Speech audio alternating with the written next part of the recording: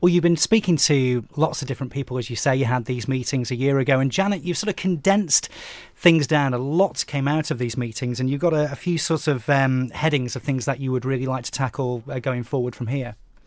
Yes, well, the biggest one that came out in all the conversations is isolation and loneliness. It's, the hub and Men in Sheds was set up in response to the isolation and loneliness. And suddenly, this was 5-6 years ago, and we felt like we'd hit on something.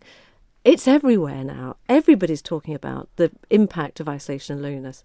And of course, when you're talking to Department of Health and Social Care people, they know that if people have had an illness and they come out of hospital and now they're at home and their mobility is restricted, their confidence is a big thing. Their confidence goes right down.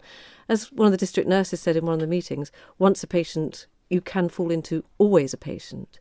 So isolation and loneliness can come about from all kinds of circumstances, and it's something that needs to be tackled. And at last, it's no longer, oh God, I'm lonely, but don't mention it. We are talking about it, and that's really important.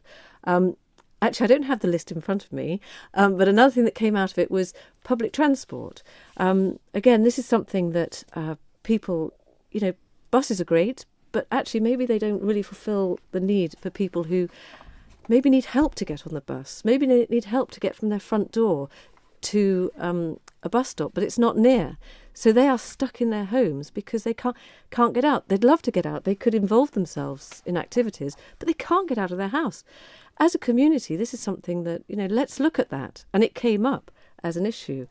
What else came up? I was just going to say, before you go on to the next point, loneliness sort of seems slightly paradoxical, doesn't it? We pride ourselves as being a close-knit community. It's a small island, there's 86,000 people, and yet there's still this issue of loneliness and isolation, even though we do tend to think of ourselves as almost one big happy family.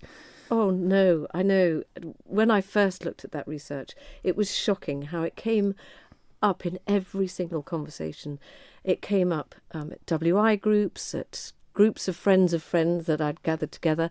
I went to mums and tots groups, and you had mums who were part-time workers, and they felt very isolated on their days off. You see, this is interesting because you might think it's older people who perhaps feel this loneliness and isolation, but this is people of all different ages, Janet. Different ages. This is young people that, young people are, I come across this again and again, they do gaming, they've got their Facebook, they've got their phone, they've got that.